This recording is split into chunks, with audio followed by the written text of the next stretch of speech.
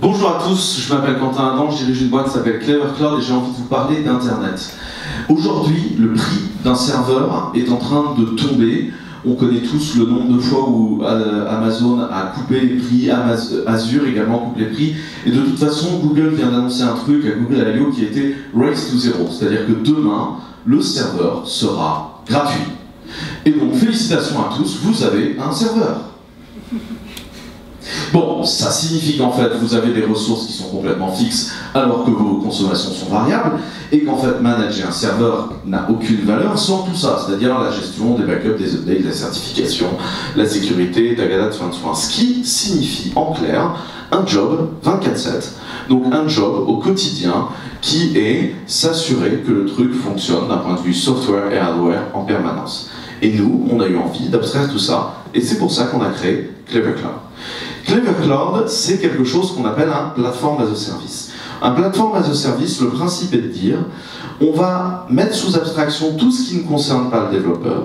Donc le développeur envoie son code au-dessus de Clever Cloud, avec un simple git push. Donc git push, c'est un système de management avec du FTP, mais vraiment c'est juste un envoi du code. Et à partir de ce moment-là, Clever Cloud déploie le code de la personne. Alors il est à noter qu'il n'y a plus de notion de maintenance, de peut-être j'envoie le code maintenant, plus tard, dans 3 quarts d'heure. Vous pouvez mettre en prod 60 fois par heure, il n'y a plus de downtime quand on met en prod avec Clever Cloud. De toute façon, on regarde les applications en permanence. Si elles plantent, on les relance.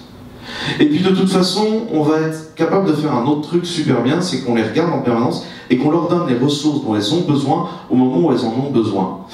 Tous les autres cloud providers vous disent, vous payez que ce que vous consommez. Sauf que c'est vous qui dites ce dont vous avez besoin de consommer. Et comme tous les développeurs vous le diront, le provisioning informatique, on fait ça avec une méthode hyper fiable. Non, nous, on regarde, on analyse en temps réel et on ajuste sur quelques minutes en permanence la consommation réelle des applications. On est capable de faire ça avec à peu près toutes les stacks techniques du marché.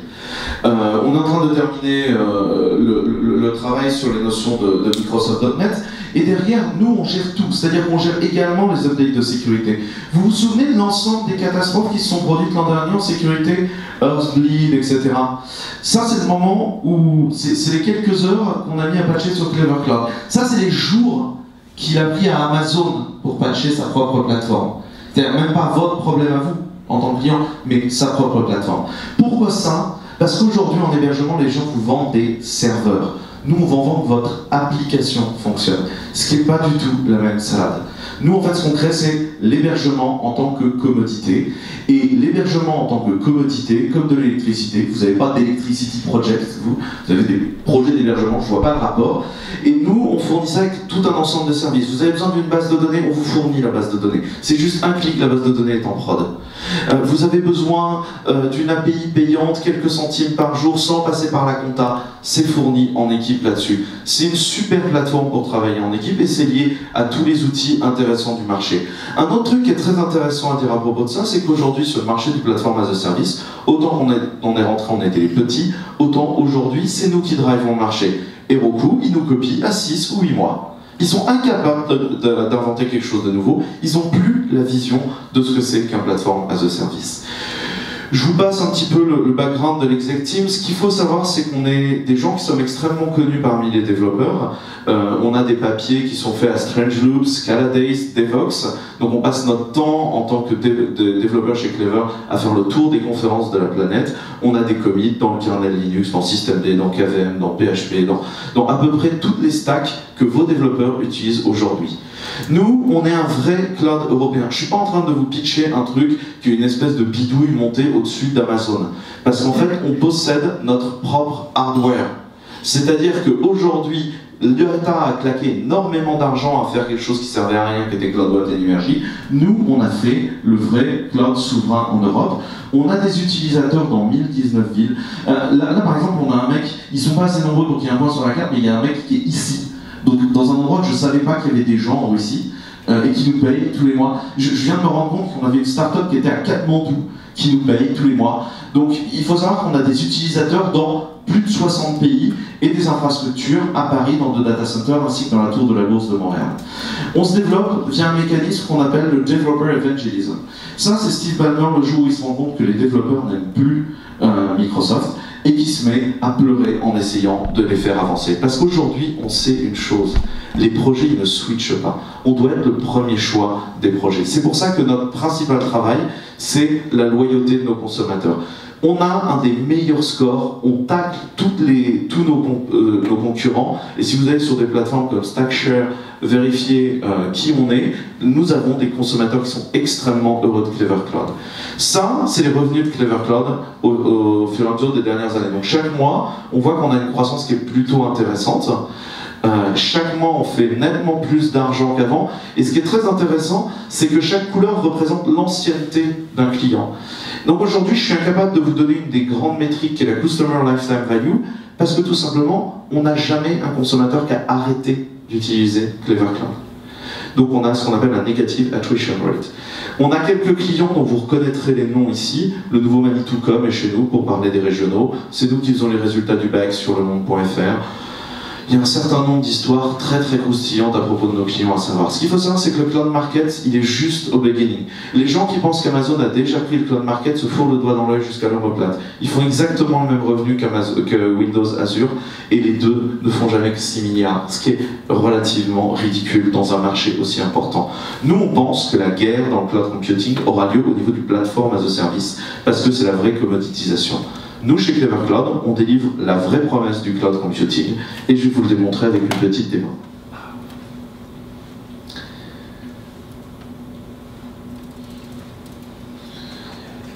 Donc, démo. Donc là, c'est une application, on l'a mis sur GitHub pour que ce soit plus simple. Et ce qui se passe, c'est qu'on est dans la console de Clever Cloud, on décide de dire on va créer une nouvelle application. Donc les applications peuvent être de plein de formats, et on est capable de les extraire directement de votre système d'information. Là, on se sert de GitHub, mais on peut très bien créer une application propre à Clever Cloud et laisser le code chez vous, hein, c'est pas du tout le problème. Donc là, on a décidé de faire du Node.js, on paramètre la scalabilité automatiquement, on décide que ça, ce sera hébergé uniquement sur Paris, et on lance l'application. À ce moment-là, le système, donc là je précise que c'est du real-time, hein, il n'y a rien d'accéléré, le système nous demande si on veut des add-ons, on choisit d'ajouter une MongoDB, donc là on est en train de créer la base de données MongoDB qui va avec. Ce qu'on fait, c'est qu'on crée un système, et Clever Cloud est capable d'injecter dans l'application elle-même les paramètres. Donc là, les paramètres sont en fait injectés directement par le Clever Cloud, puisqu'on voit que le système se sert en fait des variables d'environnement pour être capable de gérer sa base de données. À partir de ce moment-là, on peut regarder l'application se déployer, la totalité des logs est bien entendu collectée, centralisée, etc. Et à partir de ce moment-là, on peut regarder juste l'application se déployer ici, et elle sera dans quelques secondes prête à être utilisée par un utilisateur disponible sur le web. Ce que vous avez vu, c'est en réel, c'est-à-dire qu'en 2 minutes, vous êtes capable de mettre une application sur le web. Je ne sais pas comment ça se passe avec votre DSI, mais moi, j'ai jamais vu ça dans un grand groupe ou dans une start-up, cette capacité d'avoir une application backupée, sécurisée, carrée, en moins de 2 minutes. Donc là, ça prend un peu de temps, le temps de collecte des logs, tagada de soin. Je crois que l'application se déploie tellement vite qu'il a du mal à choper les logs au démarrage. Il les donne, mais il les livre avec un petit peu de retard. Allez, ce serait bien. Donc je précise que ça fait partie d'une série de vidéos qu'on a prises où on compare DigitalOcean et Amazon face à nous, et bien sûr on les explose en termes de temps nécessaire pour développer, parce que nous, enfin c'est Geekpush et c'est fini, et donc ça nous permet de voir que ça fonctionne. On ajoute ces noms de domaines là, et si on clique sur l'application tout de suite, on voit que l'application est fonctionnelle. Donc voilà, en quelques secondes, voilà comment ça s'est passé. Si on revient rapidement à la présentation, juste le temps de vous dire que si vous voulez, nous avons une série de liens. Il y a les slides qui présentent le produit qu'est Clever Cloud, notamment si vous avez besoin de le présenter à votre direction. Il y a une keynote que j'ai donnée à Devox France qui fait 25 minutes, qui s'appelle The End of Server Management, qui explique la théorie qui nous a permis de créer cette startup.